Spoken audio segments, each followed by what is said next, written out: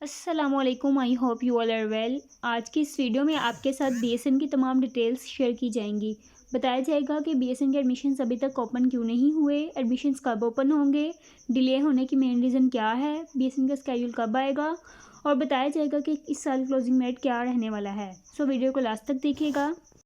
Students, last notification जो UHS ने share किया था जिसमें ये मेंशन किया गया था कि सितंबर के लास्ट वीक में बीएसएन के एडमिशन्स ओपन कर दिए जाएंगे।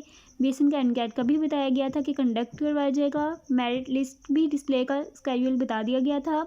कमेंसमेंट ऑफ क्लासेस भी बताया गया था, लेकिन अनफॉर्चुनेटली वो स्केड्यूल फॉलो नहीं हुआ। अब नवंबर का लास्ट वीक है, स्टिल एडमिशन्स ओपन नहीं हुए। अभी तक लेटेस्ट नोटिफिकेशन भी नहीं आया कि एडमिशन्स कब ओपन होने हैं। अब मैं आपको रीज़न बताऊंगी कि एडमिशन क्यों डिले का शिकार हैं। स्टूडेंट्स, पहले बीएसएन के एडमिशन्स पीएचएफ सुपरवाइज करता था, लेकिन इस साल यूएचएस और पीएचएफ में कंट्रोवर्सी थी, तो इस साल यूएचएस ने सुपरवाइज करना था। यूएचएस ने नोटिफिकेशन भी शेयर किया जो कि फॉलो नहीं हुआ। यूएचएस ने एमबीबीएस और बीडीएस के एडमिशन्स भी डिले कर दिए। एमडी कैट रिकंडक्ट का इशू था और पंजाब में क्राइसिस थे। करंट सिचुएशन को मद्देनज़र रखते हुए एमबीबीएस और बीडीएस के एडमिशन भी डिले कर दिए थे, इसलिए बीएसएन के एडमिशन भी अभी ओपन नहीं हुए, डिले का शिकार हो गए हैं। अब भी ये एक्सपेक्ट किया जा रहा है कि पीएचएफ एडमिशन सुपरवाइज करे बीएसएन के। जब पीएचएफ बीएसएन के एडमिशन सुपरवाइज करता था तो हर साल नवंबर के मिड या फिर लास्ट में एडमिशन्स ओपन कर दिए जाते थे। क्योंकि अब नवंबर का लास्ट आ गया है, स्टिल एडमिशन नहीं ओपन हुए, तो ये एक्सपेक्ट किया जा रहा है कि दिसंबर के मंथ में बीएसएन के एडमिशन्स ओपन होने के चांसेस हैं। उम्मीद यही है कि 2025 से पहले नोटिफिकेशन आ जाएगा। अब यही एक्सपेक्टेड है कि पीएचएफ एडमिशन सुपरवाइज करे और एडमिशन ओपन होने के चांसेस दिसंबर या फिर 2025 से पहले होने के चांसेस हैं। उम्मीद है कि जल्दी ही अनाउंस हो जाएंगे एडमिशन। स्टूडेंट्स, अब हम एनकैट के बारे में डिस्कस कर लेते हैं। स्टूडेंट, जो लास्ट यूएचएस ने नोटिफिकेशन शेयर किया था उसमें तो यही मेंशन था कि एनकैट कंडक्ट करवाया जाएगा, लेकिन वो शेड्यूल फॉलो नहीं किया गया। अब यही एक्सपेक्टेड है, 50-50% चांसेस हैं कि एनकैट कंडक्ट हो भी सकता है और नहीं भी। आप अपनी प्रिपरेशन कंटिन्यू रखिएगा।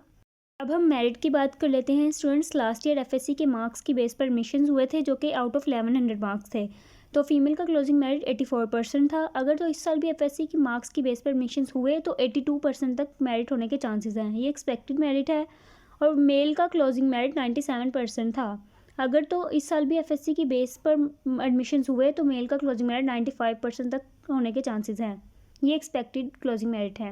स्टूडेंट्स, गवर्नमेंट नर्सिंग कॉलेजेस से नर्सिंग करने के बहुत ज़्यादा फ़ायदे होते हैं क्योंकि इसकी डिग्री वैलिड होती है और एफिशिएटेड हॉस्पिटल में क्लिनिकल प्रैक्टिसेस ज़्यादा होती हैं और आपको इजीली जॉब भी मिल जाती है। और ना सिर्फ फ्री ऑफ कॉस्ट स्टडी करवाई जाती है बल्कि मंथली स्टाइपेंड जो कि 31,470 रुपीज़ भी मिलता है और हॉस्टल फैसिलिटी भी अवेलेबल होती है।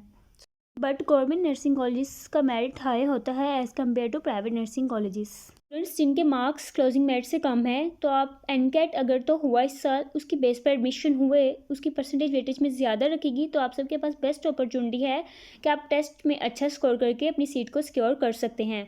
और अगर तो एफएससी की बेस पर एडमिशन हुए देन ये क्लोजिंग मेरिट था जो मैंने अभी आपको बताया है। अगर तो एफएससी की बेस पर एडमिशन होते हैं तो आपके मार्क्स लास्ट ईयर के क्लोजिंग मेरिट के राउंड अबाउट हैं तो आपका एडमिशन हो जाएगा। अब हम बीएसएन की टोटल सीट्स की बात कर लेते हैं। स्टूडेंट, जब एडवर्टाइजमेंट एडमिशन्स का आता है तो उसमें बता दिया जाता है कि इस साल कितनी सीट्स अनाउंस होंगी। Last year total seats 6000 announce की गई थी, जिसमें से 3000 मॉर्निंग शिफ्ट के लिए थी एंड 3000 इवनिंग शिफ्ट के लिए थी, जिसमें से 5800 फीमेल्स की सीट्स थी जबकि 200 मेल्स की सीट थी जो कि शारदा नर्सिंग ऑफ कॉलेज की है। और अगर तो 3000 सीट्स अनाउंस होंगी तो उसमें 2900 फीमेल्स के लिए होती हैं जबकि 100 मेल्स के लिए सीट्स होती हैं। ये थी टोटल सीट्स की डिटेल।